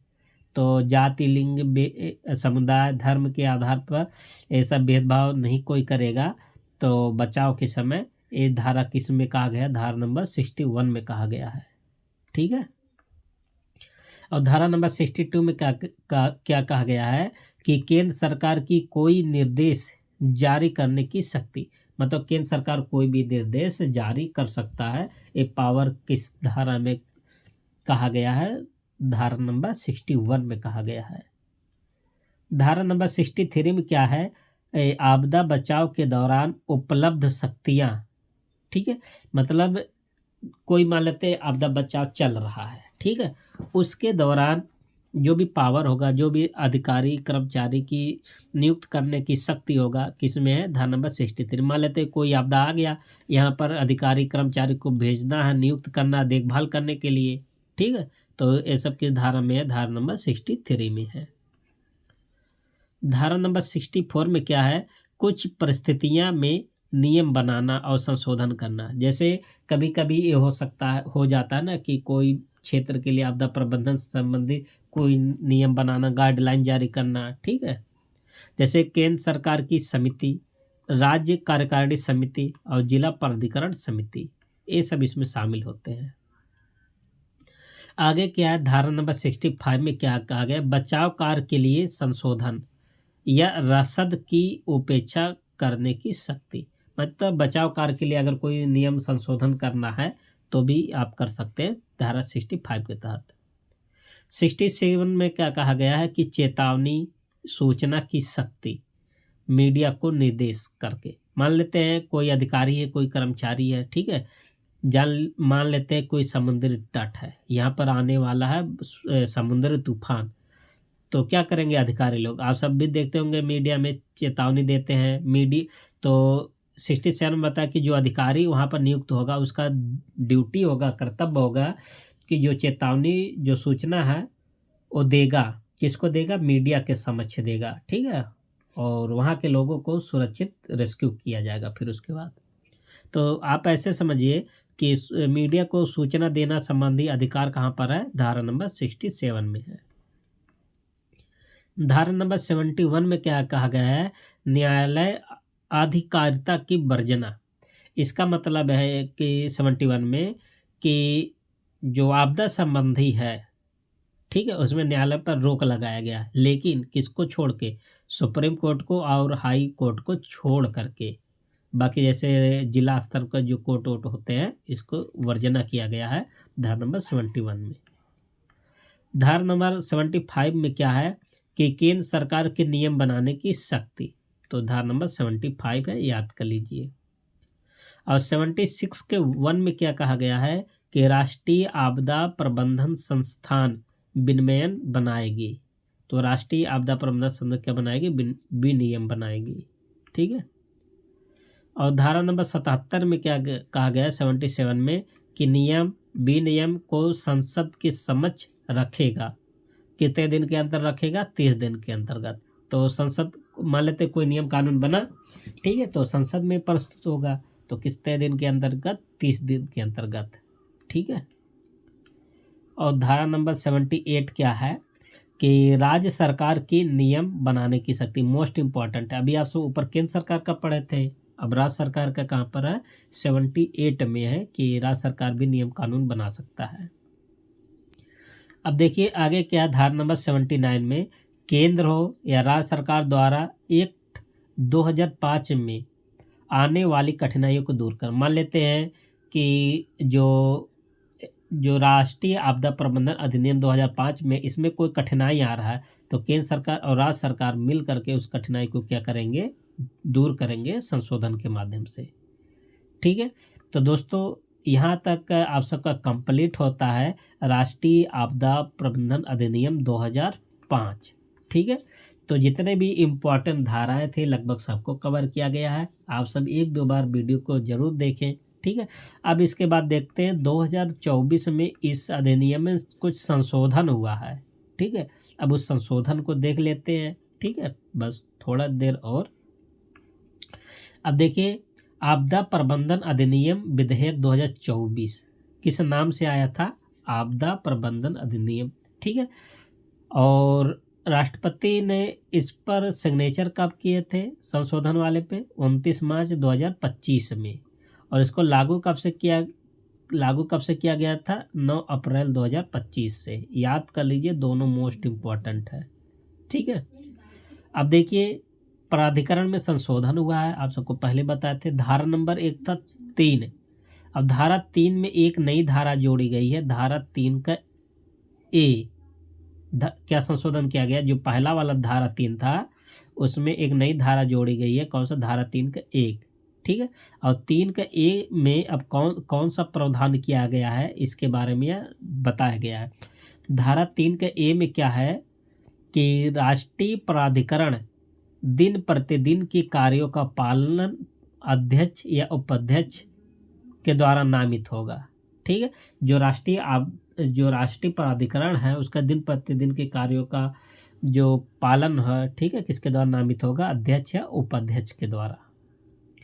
अब देखिए दूसरा संशोधन क्या किया गया है, जो धारा 5 था इसमें बदलाव किया गया है। और धारा 5 में क्या बदलाव किया गया था, देखिए धारा 5 में पहले क्या था और अब क्या है, ये आप सबको देखना। धारा 5 में पहले था जो अधिकारी हो या कर्मचारी हो केंद्र के द्वारा उपलब्ध कराई जाएगी, ये आप अगर आप पढ़े होंगे तो आप सबको याद होगा, हम बताए थे। लेकिन अब क्या कहा गया है कि राष्ट्रीय प्राधिकरण अधिकारी व कर्मचारी के अब निर्दिष्ट करेगा केंद्र की पूर्व अनुसार। पहले यहाँ था कि केंद्र सरकार का यहाँ नाम था, ठीक है। अब क्या होगा, जो राष्ट्रीय प्राधिकरण अधिकारी की व कर्मचारी की नियुक्ति ना एक निर्दिष्ट करेगा, लेकिन किसके सलाह लेगा, केंद्र की पूर्व अनुमति से, मतलब केंद्र सरकार का सलाह लेकर खुद ही करेगा, ठीक है। अब ये कर दिया गया है। अब देखिए धाराओं का अंत स्थापन किया गया है, मतलब बदला गया है। नई राष्ट्रीय समितियां का गठन, अब देखिए एक धारा नंबर 8 का ए है, एक नंबर धारा 8 का बी है, मोस्ट इम्पॉर्टेंट है, दोनों धाराओं का जिक्र करेंगे। 8 का ए में क्या है कि भारत सरकार द्वारा राष्ट्रीय संकट प्रबंधन समिति बनाएगी और इसका अध्यक्ष कौन होगा, कैबिनेट सचिव होगा। और इसमें क्या है कि उच्च स्तरीय समिति का गठन किया गया है, किसमें, बी में, 8 के बी में। इसका काम अन्य राज्य को वित्तीय सहायता का अनुमोदन देना, तो अन्य राज्यों को जो वित्तीय सहायता अनुमोदन होगा ना, किसके अंतर्गत होगा, 8 के बी के तहत होगा, ठीक है। और कुछ धाराओं को लोप कर दिया, मतलब कुछ, अब देखिए ये जो धारा 12 नंबर है, धारा नंबर 13, धारा नंबर 19 है, इन सब का लोप कर दिया गया, मतलब इसको हटा दिया गया है। आप सब याद कर लीजिए, धारा 12, धारा 13, धारा 19, इन सबको डिलीट कर दिया गया है, ठीक है।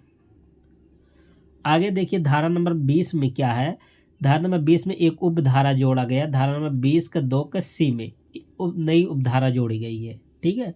अब इसमें क्या है कि जो पुलिस महानिदेशक राज्य कार्यकारी समिति का पदेन सदस्य हो गया, ये नया जोड़ा गया है। याद कर लीजिएगा क्या जोड़ा गया है, आप सबको बता दिए। ठीक है। अब देखिए धारा नंबर 34 के धारा नंबर 31 के 4 में बदलाव किया गया है। अब बदलाव क्या था, पहले इसमें था कि जिला योजना का वार्षिक पुनर्वलोकन होगा, ठीक है। आप सबको बताए थे जो वार्षिक पुनर्वलोकन एक अद्यतन बताए थे, 21 नंबर का बताए थे वार्षिक, लेकिन अब ये वार्षिक नहीं होगा। अब क्या होगा, कम से कम 2 वर्ष में एक बार होगा जो जिला योजना है ना। अब जिला योजना का कम से कम 2 वर्ष में एक बार क्या होगा, उसका पुनर्वलोकन होगा, न कि वार्षिक होगा। अब 2 वर्ष कर दिया गया जिला योजना को, ठीक है। लेकिन ध्यान देना राष्ट्रीय वाला और राज्य वाला अभी भी कितना है, वार्षिक ही है, ठीक है, खाली जिला वाला बदला है। धारा 41 के का नई धारा है, इसको जोड़ा गया है, ठीक है। और इसमें क्या बताया गया है कि शहरी आपदा प्रबंधन प्राधिकरण की गठन की बात मोस्ट इम्पॉर्टेंट है। अगर आप सबसे पूछा जाए कि शहरी आपदा प्रबंधन प्राधिकरण किस धारा में है, धारा 41 के का में है। ये नई धारा जोड़ी गई है 2024 वाले में, ठीक है।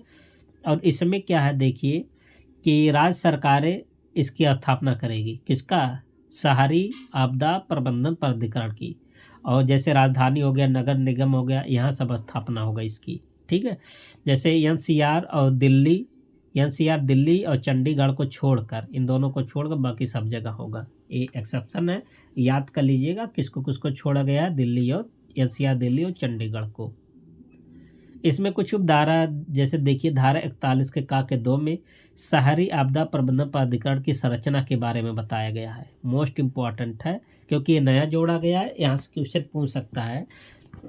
और इसमें नगर आयुक्त होगा, पदेन अध्यक्ष होगा, ठीक है। नगर आयुक्त को क्या बनाया गया है, पदेन अध्यक्ष।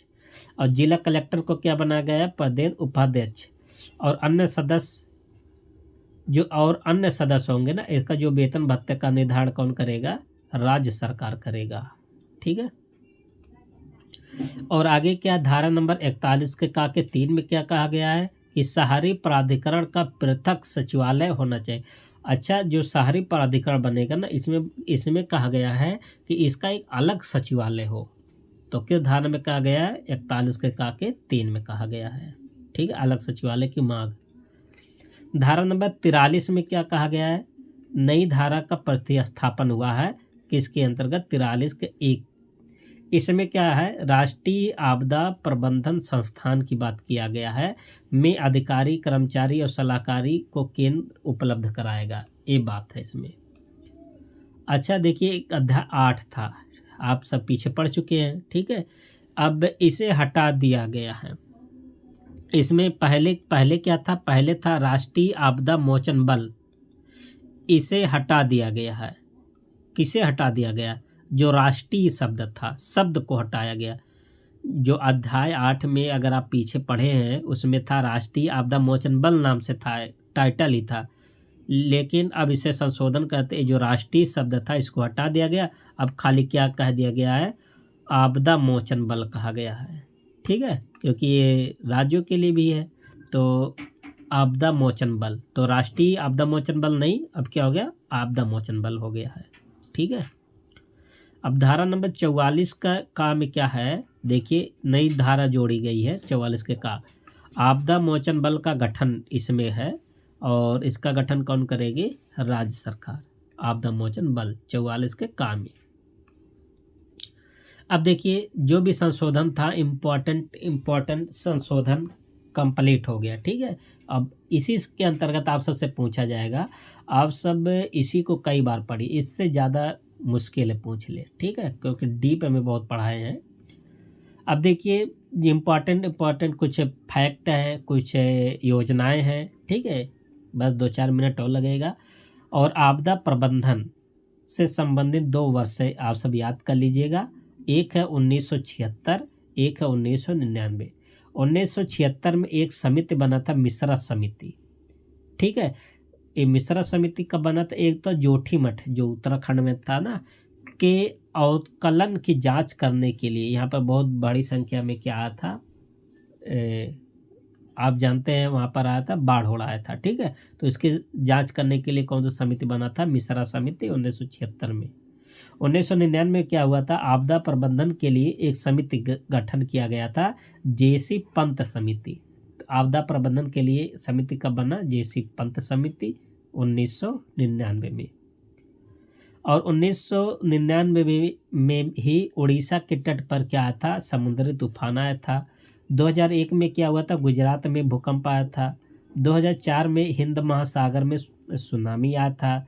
1997-98 क्या हुआ था? संवेदनशील मानचित्र मतलब भारत का जो जैसे जो भी संवेदन एरिया था उसके लिए क्या जारी हुआ? चित्र। अब इसके बारे में देखेंगे NDMA। ठीक है, तो 2005 में कार्यकारी आदेश से इसकी स्थापना हुआ NDMA का। ठीक है, और 2006 में अधिसूचित किया गया अधिनियम के अंतर्गत इसको NDMA को। ठीक है, आगे क्या? NDMA का हेडक्वार्टर कहाँ पर है? नई दिल्ली है। इसकी संरचना की बात करें, इसमें एक अध्यक्ष होता है जो कि PM होता है और 9 अधिकतम सदस्य होते हैं और इसी में से एक को क्या बना दिया जाता है? उपाध्यक्ष बना दिया जाता है। ठीक है, और जो उपाध्यक्ष होता है ना, ये PM के द्वारा क्या होता है? बनाया जाता है। और जो उपाध्यक्ष जो बनता है उसको कैबिनेट मंत्री का दर्जा मिल जाता है जब उपाध्यक्ष बनता है। अच्छा, एक तो उपाध्यक्ष बन जाता है, बाकी जो 9 सदस्य में से एक तो उपाध्यक्ष बन गया, बाकी बचा कितना? 8 बचा। जो 8 बचे ना, इसको राज्य मंत्री का दर्जा मिलता है। ठीक है, उपाध्यक्ष को कैबिनेट मंत्री, बाकी 8 को राज्य मंत्री का दर्जा मिलता है। अब देखिए, यूपी में आपदा की बात हम करें तो भूकंप जोन कुल कितने? उत्तर प्रदेश में 5 जोन बन गए हैं। ठीक है, और जोन नंबर 5 में कौन कौन से आते हैं क्षेत्र? तो बहराइच आता है, सहारनपुर, रामपुर, मतलब जो तटीय एरिया है। ठीक है, और आप जानते हैं कि 27